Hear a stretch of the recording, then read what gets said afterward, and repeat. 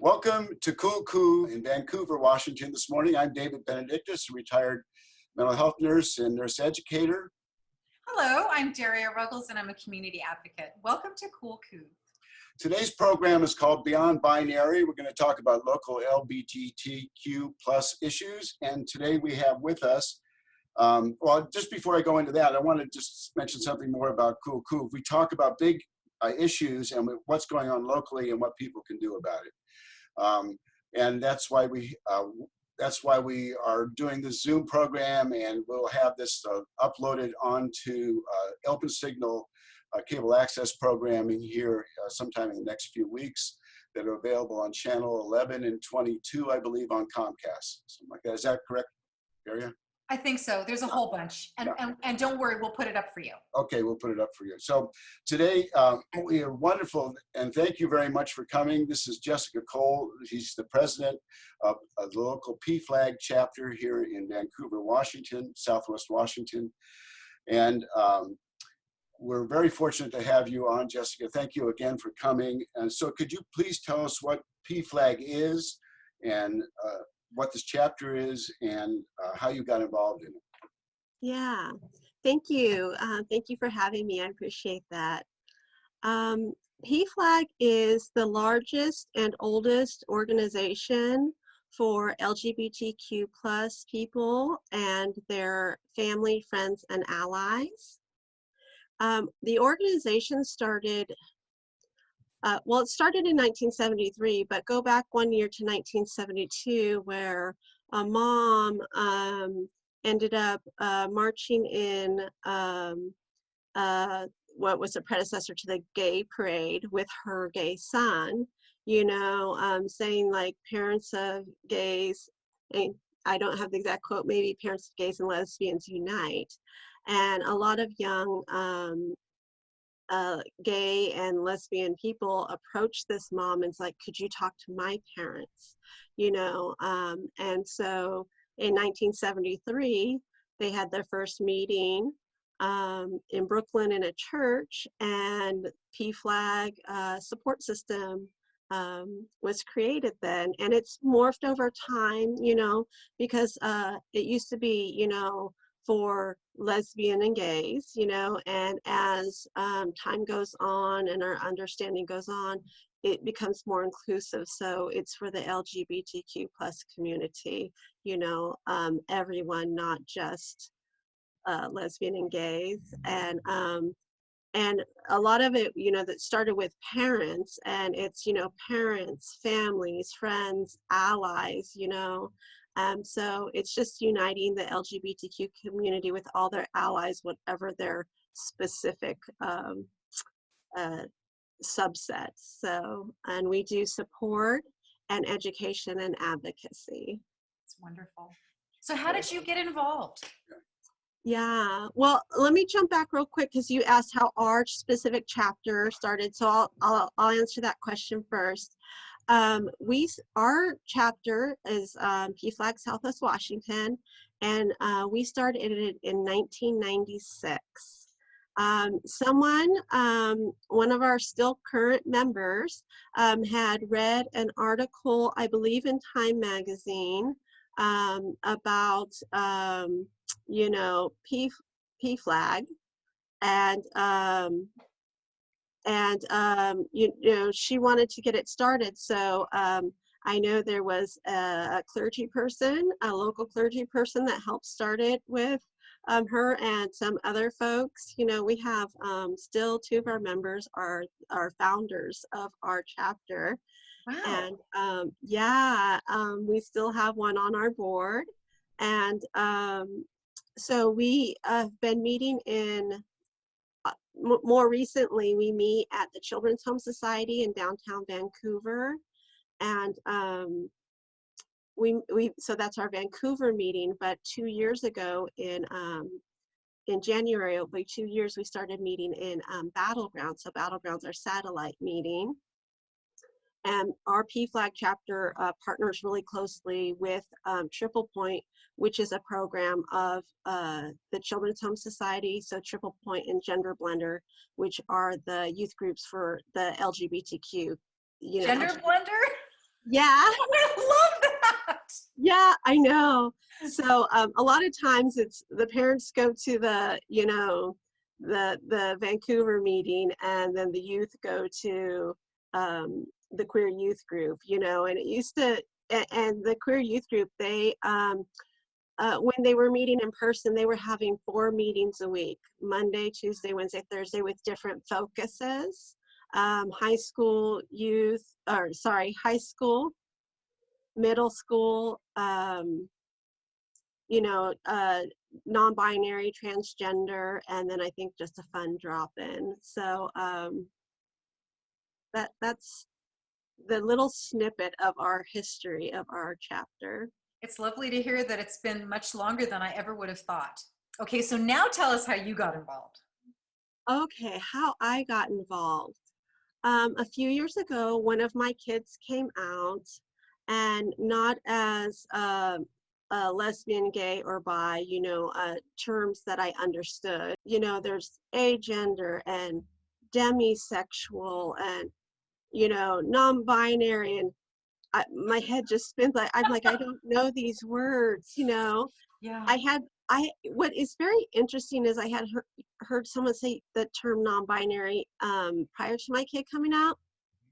But it wasn't a space where I thought I should ask them. There were too many people around. Mm-hmm. And so I Googled non-binary. You think it would pull up all this stuff. Mm-hmm. And all it did was, basic like math terms or English definitions of, and I'm like, non-binaries two, non-binaries not two. That's not really helpful. Right. Oh my gosh. So when my kid came out, and as a lot of us on our journeys of life, whether it's our sexual orientation, gender identity, careers we want to choose, passions and hobbies we go through a discovery process. We rarely wake up one day and go, I'm gonna do this or be this, and so my kid had their journey of discovering themselves, and so I remember the term non-binary the best. Then using they them pronouns is super challenging. It is. Have you found a way to make it easier? Because I find that hard too, and I really want to respect how anyone wants to be, whatever pronoun they choose. Yeah. For practice, I just practice, and other times there are things that we use they them pronouns very naturally in English, like if somebody left something, on a bench next to you and you don't know who did it, you're like, oh, someone left their stuff there. Right. So sometimes it's so natural. Mm-hmm. And other times it's not, and just practice. Mm-hmm. I've volunteered to practice with people. No one's really taken me up on it, but that's sweet.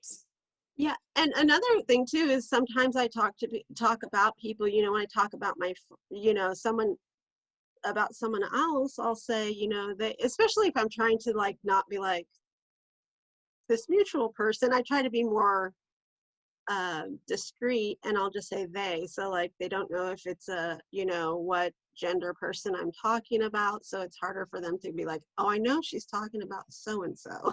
Yeah. So my kid came out, and then they started going to Triple Point, and how nice to have a resource available at that time. Yes. Yeah. I'm proud of Vancouver for this. Yeah. I think they're like, well, last I knew they were 11 years old or so I think they're at least 12 years old, or actually that might just be the main facilitator's been there for 12 years and it's been around longer. So after my kid came out, I somehow came across PFLAG. Maybe I went to possibly the Pride event in Vancouver. I know they had a booth there, so I'm guessing that's probably where I came across them. And so about 2 years ago, I started attending. And very shortly after, because I'm up in the Battleground School District, we had, it was before I got involved with PFLAG, you know, months before I got involved with PFLAG. At the school board meetings, the topic of comprehensive sexual education came up because they needed to upgrade it to the current standards. And there's been a lot of conflict over that. So I was brought in. I was actually brought in by some friends to oppose it, specifically because of the LGBTQ plus components. And it was quite hurtful because where the information came from, specifically asking me to come to oppose the sex ed because of the LGBTQ plus part. They knew my kid had come out, and but they didn't know I'm telling my story in all kinds of orders. So I come from a conservative religious background. And a few years before my kid came out, I was really thinking about George Michael. I love George Michael. He's my favorite singer in the world. So this was before he had passed away. And I was thinking, like, so based on what I was taught religiously as an adult, not by my parents, is that he would go to hell just for being gay. Like, you know, like, it doesn't matter what else. And I was like, who would create George Michael and then send him to hell? This makes no sense. He's fabulous. And so I had already been like rethinking that on a lowish level, you know, not too deep. And so my kid came out and I was like, okay, you know, I still had some religious thoughts still hanging around, making me fearful for my child. And I had no one to talk to. I didn't know a lot of allies or any allies. I knew I couldn't talk to my friends with a religious background, but one of my friends who is, I know from my religious circles, she had posted an article of the science of gender. And I think it was from like nature.com. And when I read it, and it's like, you know, because I was like, XXXY period. Forgot all about intersex because that's not really discussed anymore or anywhere that I am or had been in school or anywhere else. And it's like you could be XXX, XXO, and you could have your chromosomes could be this and your blah, blah, blah could be that. And, you know, all these different variations. And I sighed and I was like, oh, this is very evident to me that this is real, you know, because I always heard it was, oh, this is a choice. And I'm like, oh, like to me, gender identity, having various gender identities is way more, I could comprehend it way more than sexual orientation, like a science behind it, you know, an explanation.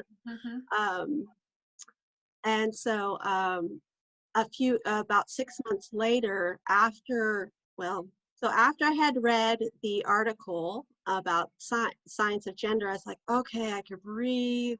My religion is obviously wrong on that, and that's okay. That could just sit.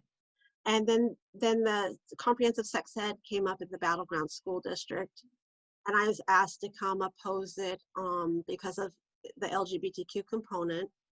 And it was very hurtful because the person knew that my child was LGBTQ, but didn't know I was changing my mind over time with new information. I just didn't think it was a safe place to tell people I was changing my mind, so I didn't. Yeah. I could understand that.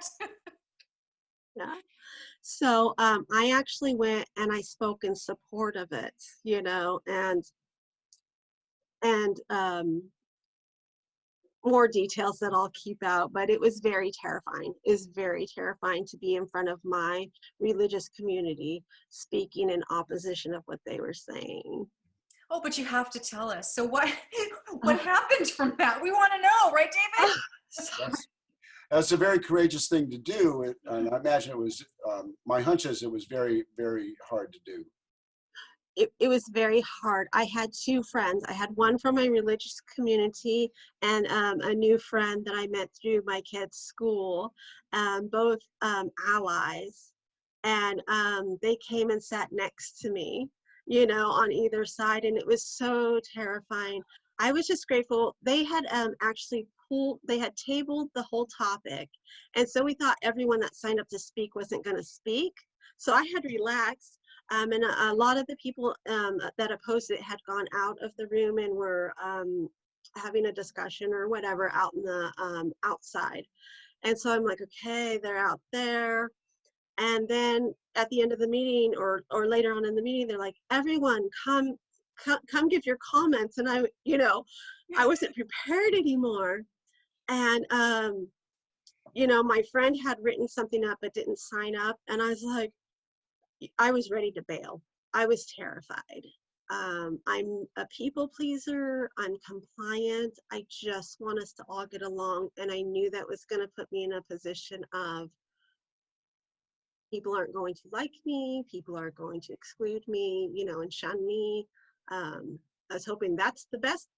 I was hoping that was the worst that would happen, because I didn't want to hear like negative comments. I didn't want people gossiping about me in public forums, you know. So I said to my friend, I said, can I just read your thing? Because hers was like lots of stats and stuff, very not personal. Because I'm a survivor of sexual abuse. So that's really where like my heart is for advocacy and protecting. And I know that in the Protestant churches, sexual abuse is just as common as in the Catholic churches, if not more. And so I know there's, even though there's sometimes false equivalents like between LGBTQ peoples being sexually in a sexual relationship and sexual abuse, those are very different things. Those are very different. But I know a lot of times when I hear people talk, they make them equivalent, you know?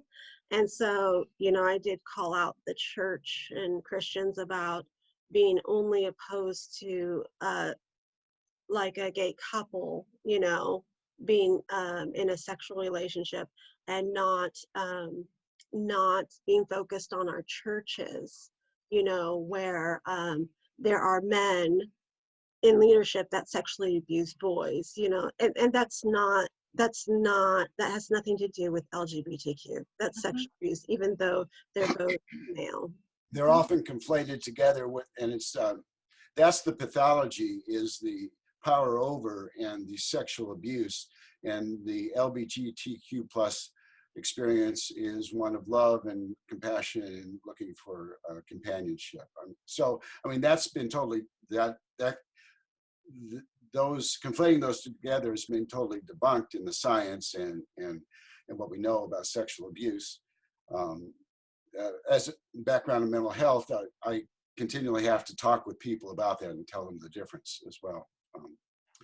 So I called the Christian community out on that, because that was what I knew and where I felt safe. And little did I know that about 2 months prior from my former church, a man had been arrested for pedophilia in our church. I didn't know. I knew it was happening in Clark County because statistically speaking, it's happening in our religious communities here. I had no idea it was someone I knew that was around my children. And my children are fine.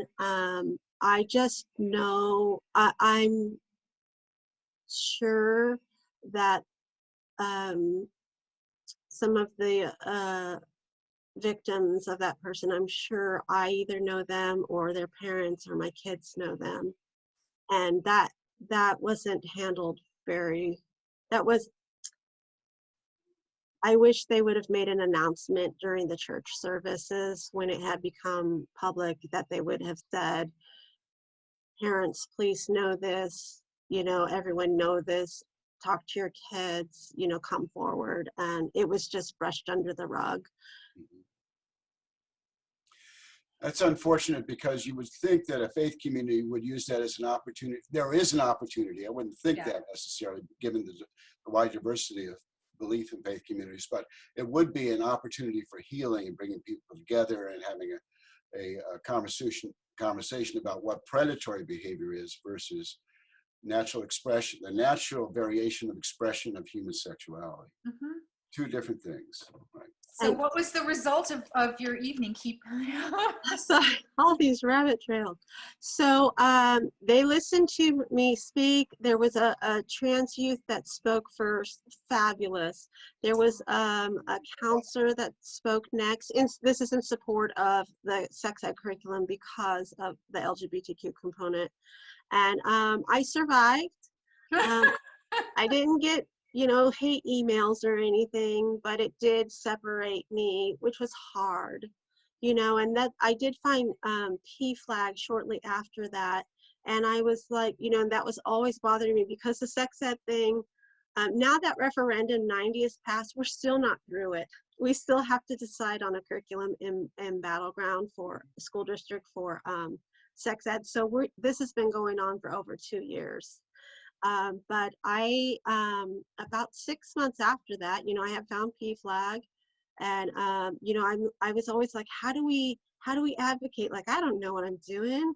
Like, someone knows better, and lots of people are busy in their lives or for other reason, don't advocate, don't feel safe, and we're all busy, you can only pick so many things. And so I was like, asking people what to do. And someone finally said, you just need to start a group where you like work on advocacy and work on building community. So I was asked about it at one of my PFLAG meetings, because I was always updating them what's going on in Battleground School District. And one of the board members is like, well, the spouse was like, do you want to just be a PFLAG in Battleground? I said, no. They said, oh, you want to be more anonymous, like don't use our name? And I was like, no, I'd like your name to, like, so people be like, oh, connect. I said, I don't want to like have to like do all that administrative stuff to start a nonprofit and get board members. And they said, we can make you our satellite group. And I'm like, this is a win-win. And just about 6 months ago, I became president of PFLAG because our former president, with COVID and stuff, was just like, I need to like focus on things. So she stepped down, and I'm like, I was just going to start a group for advocacy and community building just to me. And now I'm the president of this organization. Oh, it's wonderful. It was perfect timing.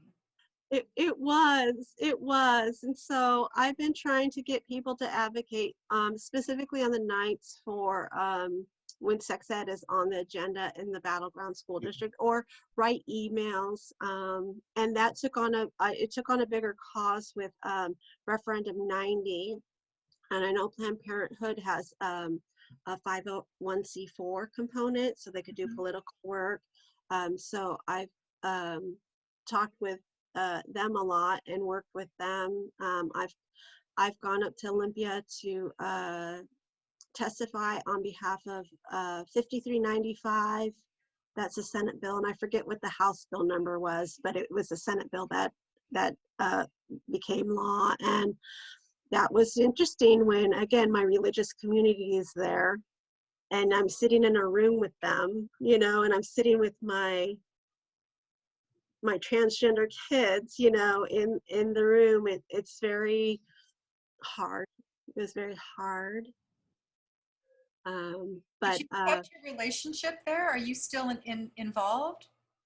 not with my religious community. It's just it like we handle a lot of problems, just silence, pure silence. um I don't know what to say. um I'm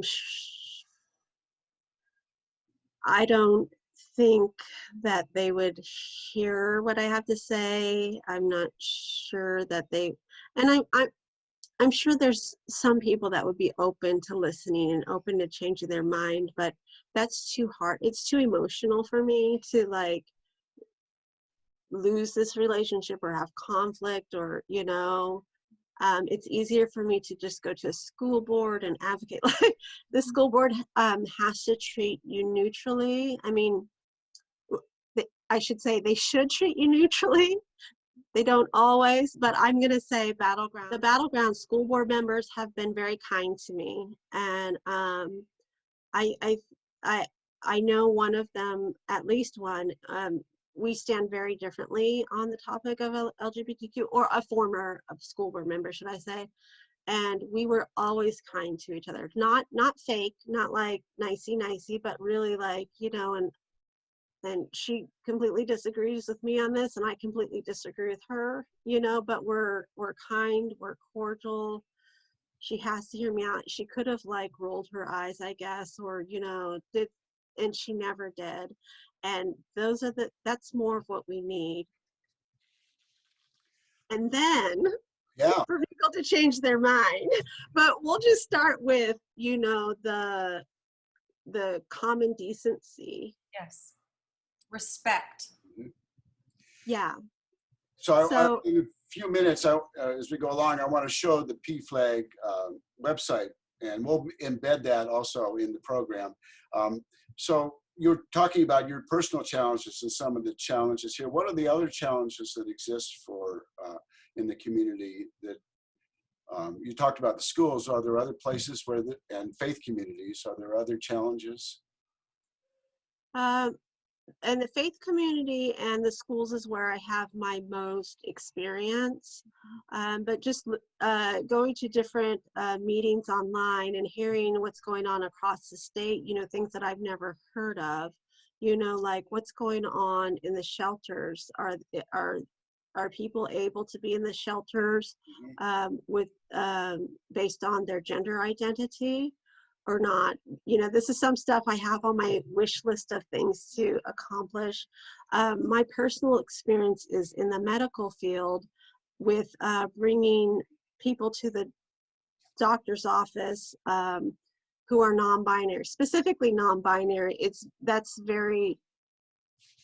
very new to a lot of people, our vocabulary. So just not knowing pronouns. And I was really excited the one time when, and it's a big clinic name that we've used for the doctors. And the person behind the counter checking us in started asking me questions. My kid wasn't standing by me anymore.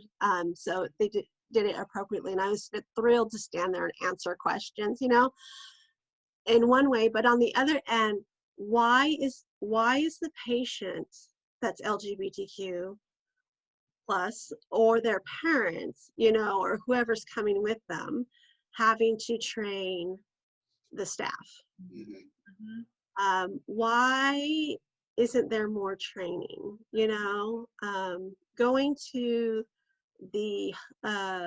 get blood work done, and they shout out the person's birth name or dead name. Those two terms mean the same thing, that the name on the original birth certificate. And if someone who's transgender hasn't gotten their paperwork legally changed to their new name, in the medical field, like you have to have on your medical card currently your legal name. And so, shouting it out in a lobby, so and so, and then I try to quickly correct, and then a whole loud explanation of, oh, I'm sorry, and this is why I do it. And it's just like, I usually don't think like, am I safe? Like, because I can catastrophize. So I'd be a basket case if I always, but when that conversation is loud and long and in the lobby, you know, I start thinking like, who's hearing this? And oh my gosh, what are they thinking? And oh my gosh, you know, and then I start catastrophizing. But I don't think it's overblown catastrophizing, because last year we did have a transgender teenager killed. Nikki Yes. Kuhnhausen, she was murdered for being transgender. So it is real. It can happen anywhere. Mm-hmm. It has happened here. So when it's a long blown up thing in a lobby with strangers, it is a good idea to be a little more cautious or try to protect yourself.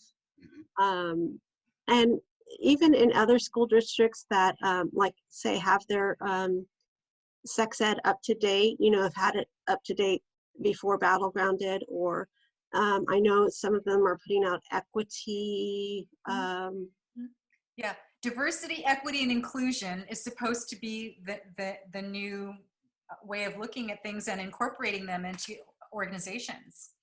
Right. So even the districts that are doing that, I've talked to many people in that work, you know, our staff in the school districts, and I've come to the conclusion that all of them need training. They all need training. And maybe they have like this snippet, 10 question, 10-minute, you know, and it's just not coming through. You can't be trained like talked at or read a thing about using they them pronouns and then get it. It's really, I found it's really hard for people to switch pronouns, even if it's from he to she or she to he. It's, you know, and I think some of it's like based on someone's appearance, how they present, you know, we pull on our stereotypes, you know. Also, you know, having known the person as such and such pronouns, and then also our journeys or baggage or stuff we need to work through on this topic. So I know everyone needs trained everywhere. Let's just start there. I feel like we're at square one. We're really at square one. And another challenge is just Battleground is very different from Vancouver, and Vancouver is very different from Portland. So how Vancouver doesn't like to be grouped with Portland because they're not the same. There are differences. Battleground is not the same as Vancouver. And plus, we're tired of driving so far there. It's so far to drive. So thank goodness for Zoom. You know, each community has their own personality, for lack of a better word. So we need to like come together when we can, and then support each other in our differences where we are. And I know a lot of people still don't feel safe around here, you know, being out. I was involved in a project when I was last year at the juvenile court, the MacArthur Foundation grant, looking at we took the perspective of trauma-informed approaches to working with kids. And then right at that time, the Office of Public Instruction of Schools, OSPI, was putting out a compassionate schools curriculum looking at social emotional learning and inclusivity and preventing trauma and bullying in the schools. So it seems like that would be a vehicle and a program under which the diversity, equity, and inclusivity could be taught in the schools and also in the healthcare system. I mean, because you have trauma-informed, the community has made a commitment throughout Washington to have trauma-informed services anywhere they have contact with kids. I mean, it is a epidemic throughout the United States of trauma. That's a passion I have in talking about that. And, but this is one example of that, and how unsafe it feels and scary for people to come out, and what that means about hiding who they are and the conflict that creates internally.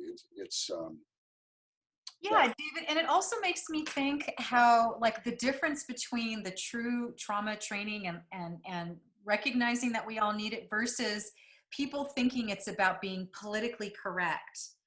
You know what that where that truth in there lives, and that and how we can. I'd love to know what you both think about that, like how we can how we do honor the discrete personalities of the towns or the different ways of being, and still come from a place of understanding, which is going to bring about the change, right?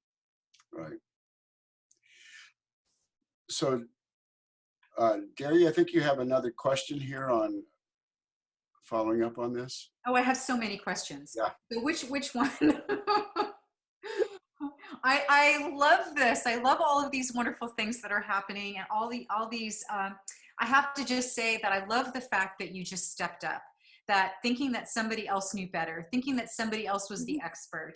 And I love the fact that you are reverberating back to how this started in 1973 with a mother. I think that's beautiful, Jessica. I really do. Okay.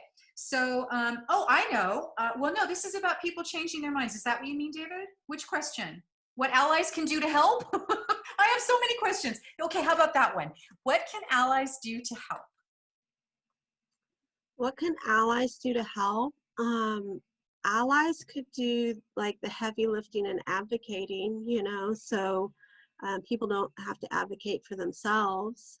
I know with my kids, I was always, is it okay to advocate? Can I talk to the school about this, or can I do this, or can I be quoted saying that? So always asking them. And I know some of the things are really clear, like totally you have to ask about this.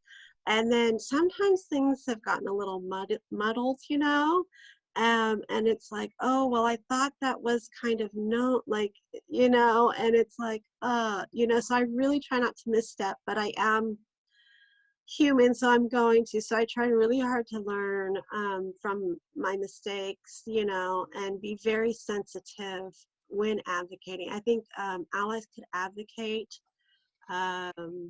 Where do you have expertise or skills or knowledge? Like,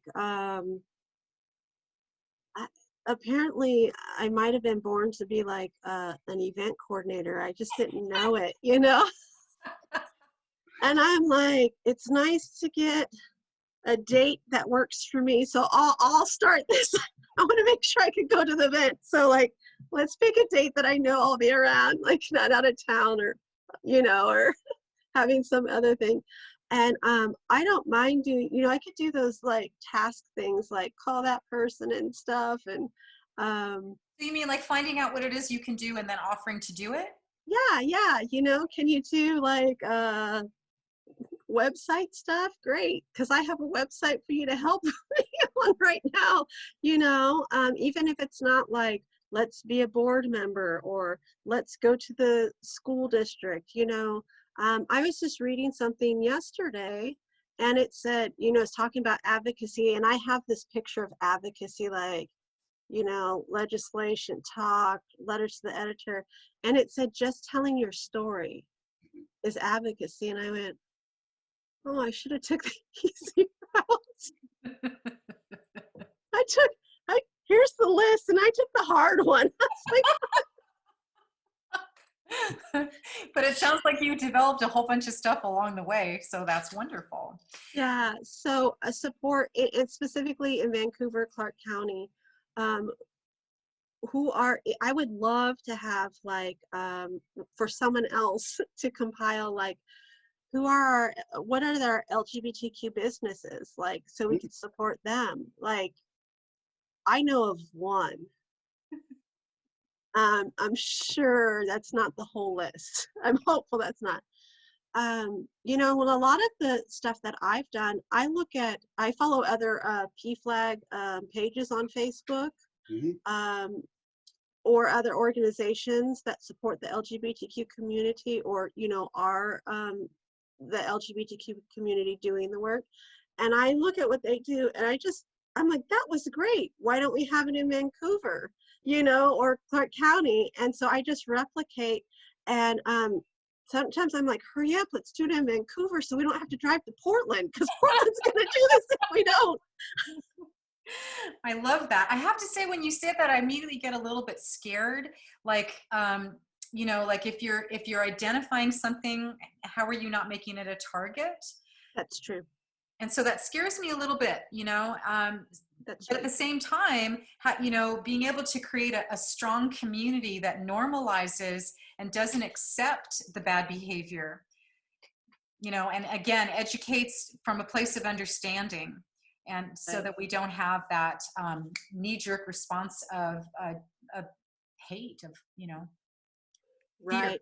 You're right. And I feel like we're you know, we're doing kind of like this, you know, and unfortunately there's no like perfect, like, oh, here's the formula, here's the step where it's all going to work just right. There's going to be no misunderstanding, no violence, and everyone is going to keep moving forward at the same pace. Gosh, I wish for that, but that is not. So you're right. But you make a great point, because that critical mass is the individual. If the individual stands up and they just do it, and all of us are doing that in our homes, Yeah. you know, right, David? It's like then there is this critical mass.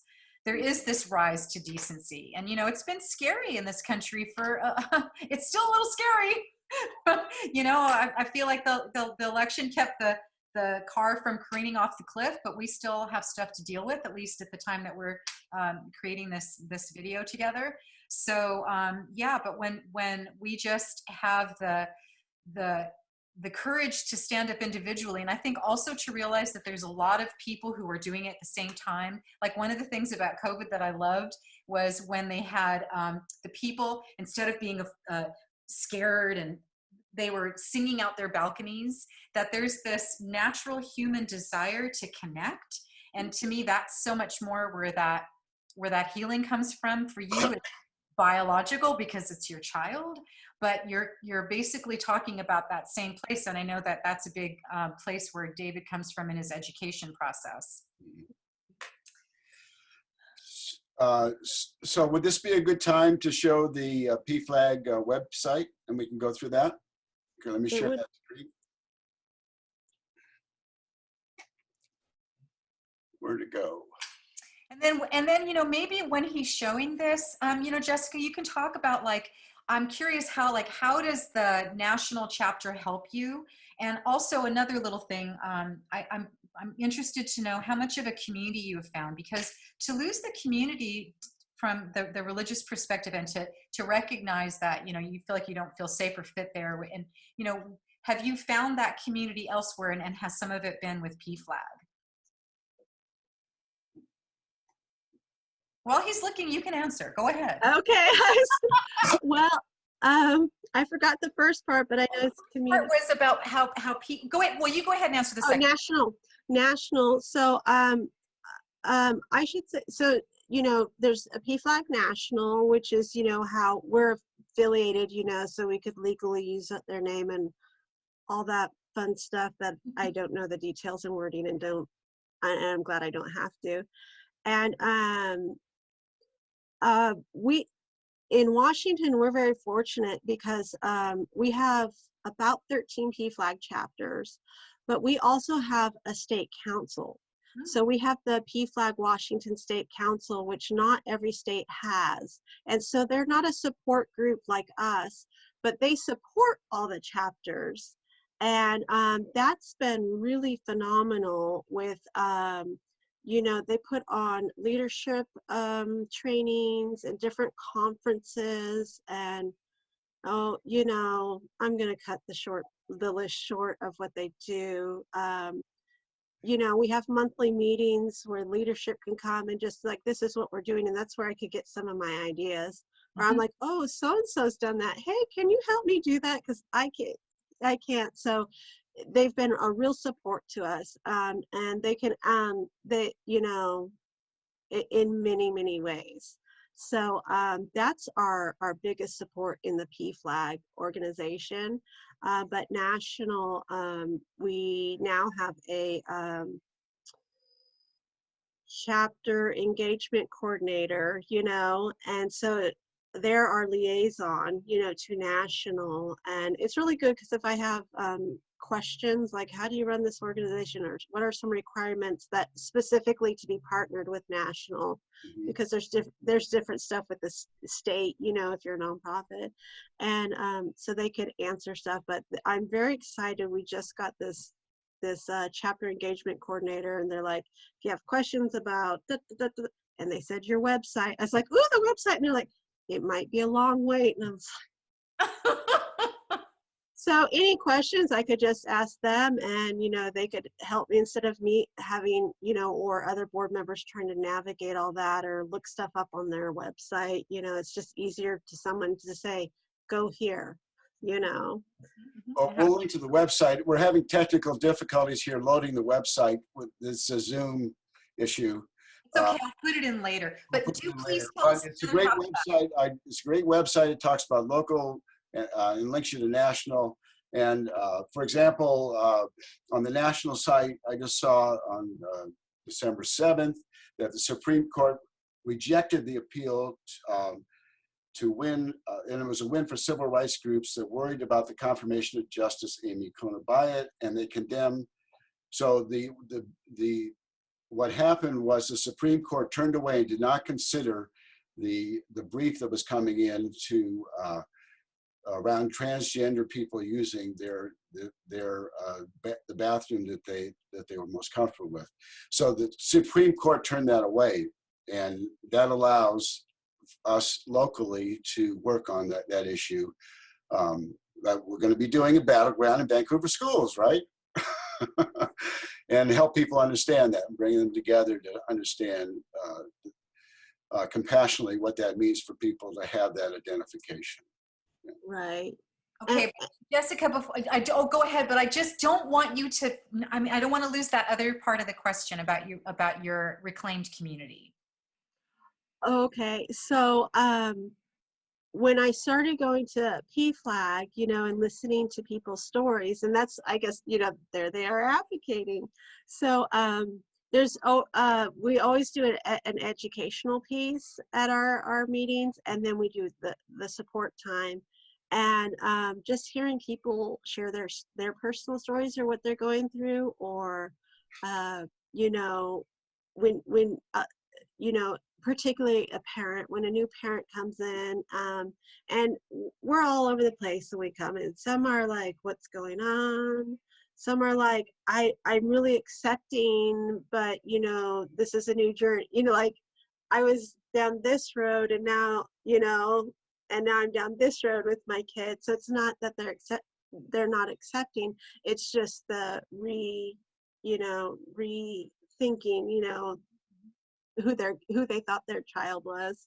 Mm-hmm. And so some of those parents have been so supportive, just telling their stories. They have a similar story or similar struggles, the they them pronouns, and I'm like, oh, it's just really easy to be hard on myself. For me, it's really easy to be hard on myself. I think that's kind of a human condition. And so I know, like, a lot of the stories of the parents or their journey when they have transgender kids, that has really helped me. Like, okay, like, even though we all come from different places, we sometimes have similar struggles, or we have struggles, and just having struggles has been great. And I know just with the advocacy work I've done, I've met a lot of transgender people in the Clark County, Portland area. And man, some of these advocates out there are phenomenal people. Like I'm like, yeah, come and I'll follow you. Like, you're so much better, but I'll hold the spot until someone comes up. And I'm just like, if I needed like ever a character reference for anything, like usually they say 3 references for things, and I'm like, the 3 people I think of, they are all transgender, all of them. From my background, you know, as an adult religiously, I would have never thought that. And these 3 people that I'm thinking of are phenomenal. They are local. They all do something in Clark County to support our LGBTQ youth, and they're phenomenal people. That's beautiful. So it sounds like you indeed found a whole new community that's deeply meaningful for you. Yes. Okay, David, do you have another question for our Jessica? Well, so since you've been working, supporting your children, and then interacting with the community, how things have changed, how things changed in Southwest Washington. Oh, yeah. Well, it's only been such a short time. I mean, 2 years tops, I'd say, you know. And I'm going to be super honest. Not that I haven't been truthful this whole time. I don't know why we have that saying in English. Yeah. What do you mean? But I am so busy with the work. I'm not doing a lot of evaluating. I'm like, just work. We got it. It's very meaningful work, and I know there's so much, and I'll never accomplish my wish list of things that I wish I could help with. But what I will say is, I have seen more connection with, I'm going to say advocates, because advocates can be allies or LGBTQ. I mean, in my opinion, allies can also be LGBT. Well, the wording gets different. So advocates either for the LGBTQ community or advocates in the LGBTQ community.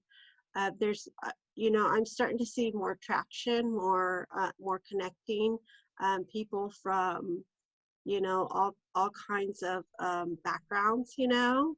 I have been really surprised to find a lot of parents in the faith community with LGBTQ kids, you know, and a lot of us have had to leave our faith community, not all of us, you know, and, you know, the different journeys we're having with our faith, you know. Do we still believe? Do we still believe in and go to our place of worship? You know, do we believe differently now? Which that's always yes.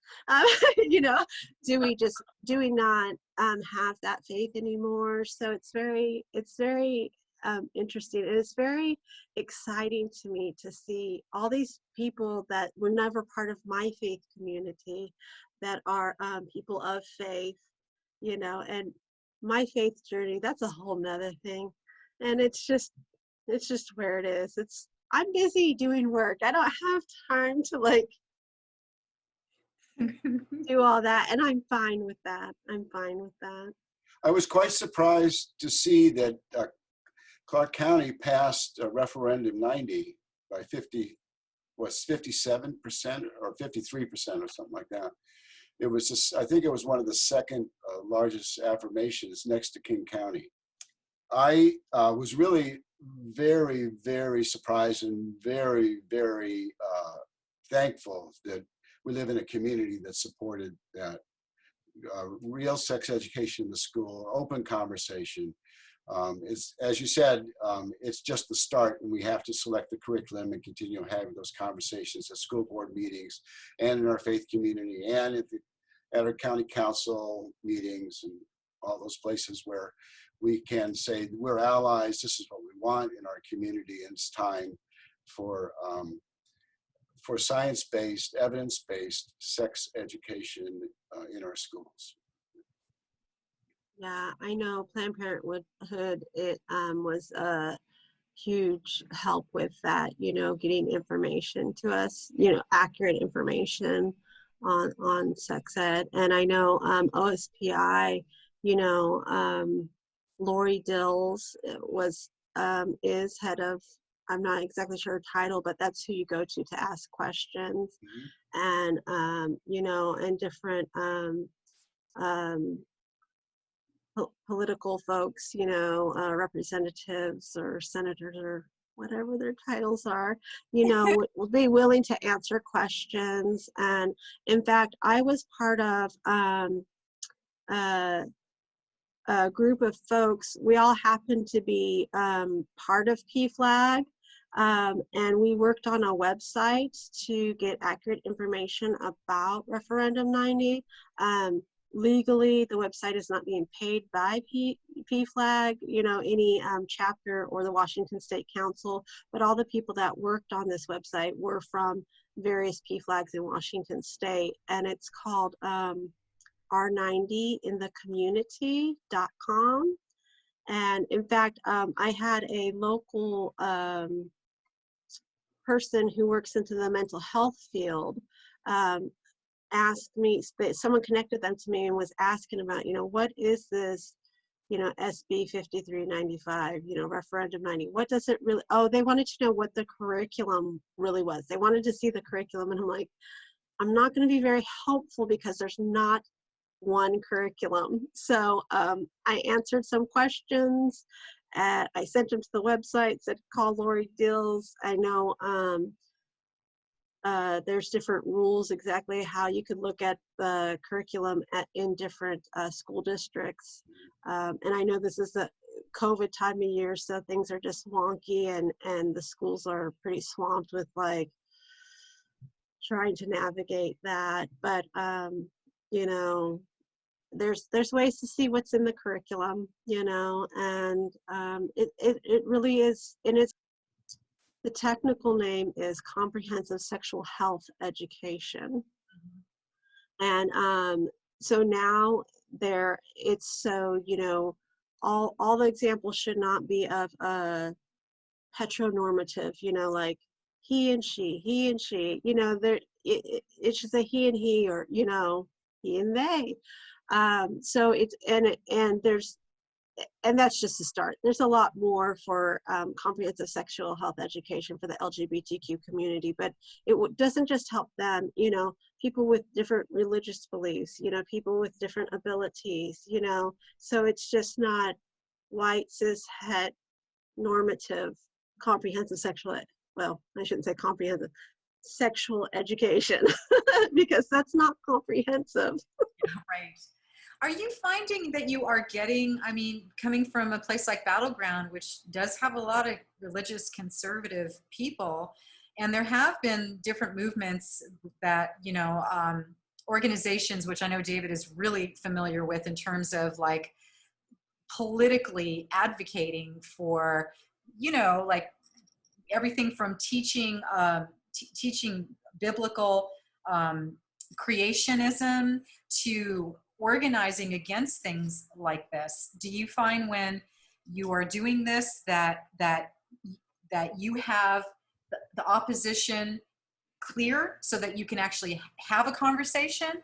Because things like, I have to say that things like a trans teen being murdered, you know, that was deeply shocking and terrifying to me in terms of moving this work forward. So how do you deal with that part of it? That's the community I used to be part of. I used to go to church with these people, and I used to homeschool with these people. So it's very interesting to be outside that group now. And I found it very difficult personally to have conversations. I do not like conflicts, shockingly. Like, I do all this, I do not like conflict. I don't like to make people upset. I don't want people mad at me. I don't want to be othered, you know, like, oh, you know, just like anybody. But I do this work anyways. And for me, just listening to all that negativity, for me, it's very hard and it brings me down. So I have to just give me the bullet point. What are they opposing right now? And that's all I need to know. I don't have, the more time I sit there and listen to the whole spiel you know, the more time I feel like I'm wasting. Like, let me go do the opposite of them. You know, let me go try to do something good instead of be in an argument or a unproductive conversation.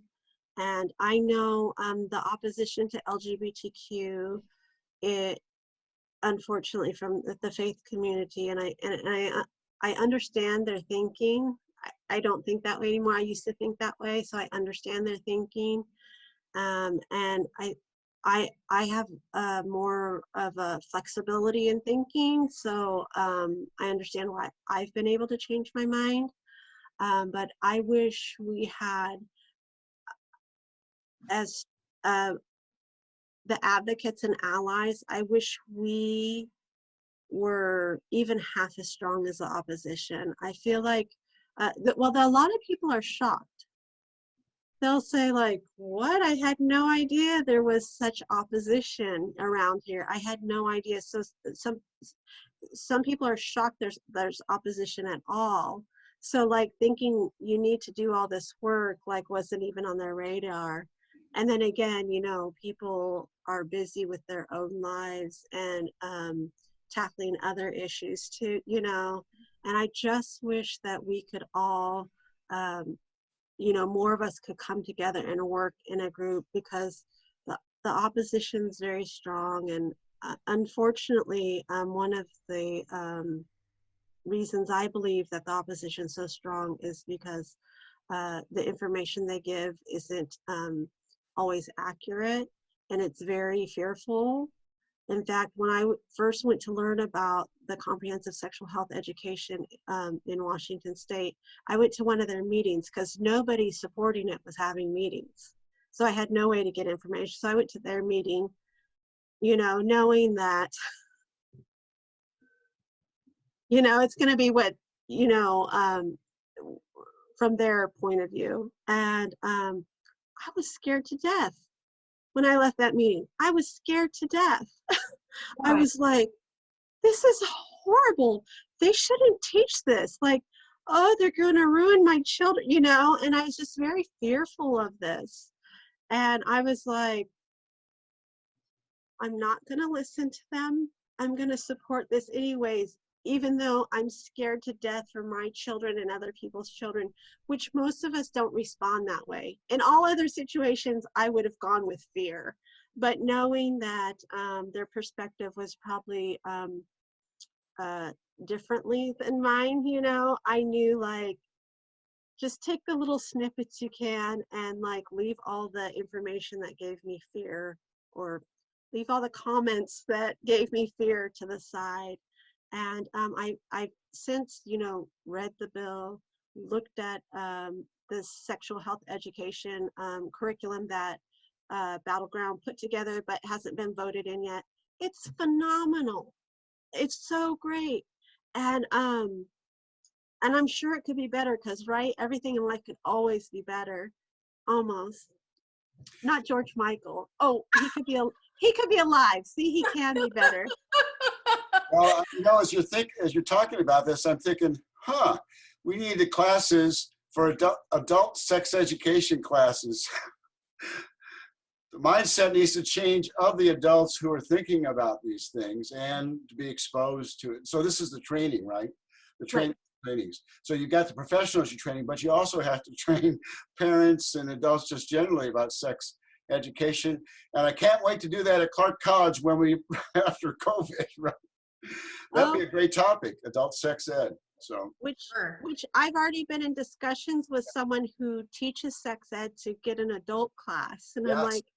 I'm like, good, because like, I don't know hardly anything in that booklet, you know, I'm sure, you know, because they had them in these thick binders. Mm-hmm. And so maybe, hopefully by spring, we'll have an adult one, you know, that will be able to. And also one thing that person wants to do is have a class for parents, like how to like, mm-hmm.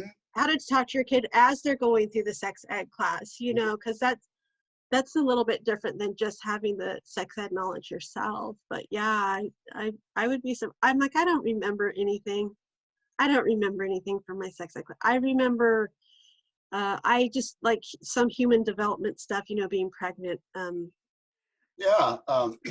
So I had a wonderful experience in 1990. I was part of the Unitarian Fellowship back then, and I was working as a mental health nurse, and they asked for volunteers to teach the Universalist sex education class. That back in 1990, they had an evidence-based program, and parents had to sign off on it, had to read the curriculum, and then knew what we were going to be talking with their kids about in the class. But the kids then, when we started talking about it with them, myself and a female parishioner were teaching the class, were saying, do our parents know that we're talking about this, you know?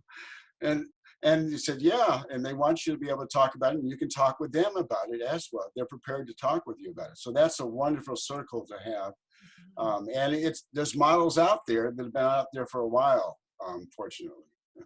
You know what, I realized that we've almost taken up all of Jessica's time, and this has been so wonderful and went by so quickly. I do have one question though. I feel like something that you touched on, Jessica, which is because you came from that background, of religious conservative background, that you understand you not just when the misinformation part of it, but also the emotional part of it.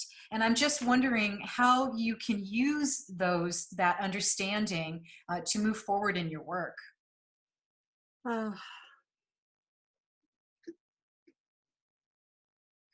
Well, I do have a local friend that we kind of partner up with. Actually, she's the vice president at PFLAG.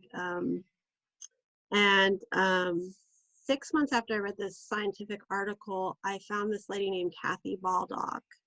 And she's the author and speaker, and she's done research on how the word homosexual got mistranslated into the Bible. And the first time the word homosexual was put in the Bible was in 1946 in the RSV Bible. And she's written one book, and she's writing a second book. And in the midst of her doing research on this, how she went to Yale, where all the information on this RSV version was, and she went through all the papers, and well, maybe not all of them. She went through a lot of them, at least, maybe all, I'm not sure.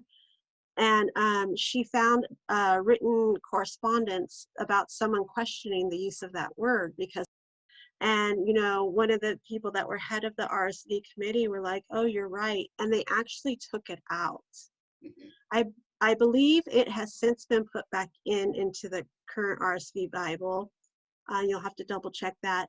But so this was in the Bible from, 1946. It wasn't published that year. It's probably published in the early 50s, you know.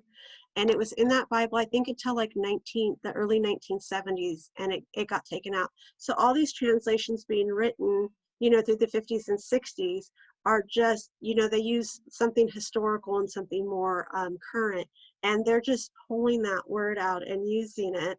And, you know, people are just adding it left and right. In fact, the word homosexual wasn't in a German Bible until 1983. Like, where was the Bible first written? Not America, you know. Check on Germany, you know. They probably had a Bible before us. And in Germany too, in like the late 1800s, they had done a lot of studies on sexuality. You know, they had a lot of, you know, research that a lot of it got destroyed, you know. But they didn't use the word, and the only reason why it showed up in their a Bible in German in 1983 is because the publisher of that Bible was a publisher of an American Bible where the word homosexual was. So it was, you know, pulled from an American Bible to American Bible, and then pulled from an American Bible to the German Bible. And so there's a documentary that might be coming out next year, hopefully, called like 1946 about this. And I just can't wait for the faith community. There's a lot of resources already for the faith community, lots of them. It's just not being heard. It's just not getting traction. I wanted to piggyback on that just as we're ending up. I, both as a mental health professional and then after I retired as a neighborhood association leader, I began going to the interfaith coffee talks in Weston and East Vancouver. And at those, there are the mental health nonprofits talking about trauma-informed practice and how to work with kids across the systems and stuff like that. And there seems to be a lot of support in that community for having those conversations, although they're not going to be easy conversations still. But you have with them in that coalition, you have the mental health providers, you have the child serving agency, you have the school professionals, and you have the interfaith community representatives who want to figure out how to help and bridge into the schools. And I'm hoping that this would be one place where referendum 90 conversation could come in about how we're going to bridge from the past to the future in this conversation locally. Coalitions for community. Here we go. Yeah. And I know there are other people that have the skills to have those conversations. That's not what I feel is a strength of mine. I have other skills and strengths. So I guess I like to see results faster than slower. So I know there are people out there that are very capable of doing that, you know, and I just hope they get the opportunities to. Well, hopefully this program will add to that effort. Yes. Oh, Jessica, it's been so wonderful to speak with you today. Thank you so much. On so many levels, I am grateful for you and to you. And I don't know, we may have to bring you back because there's so much to discuss. And I love your whole story and I love your work. Thank you. I know I'm like, well, what about this? And tell all the details or no.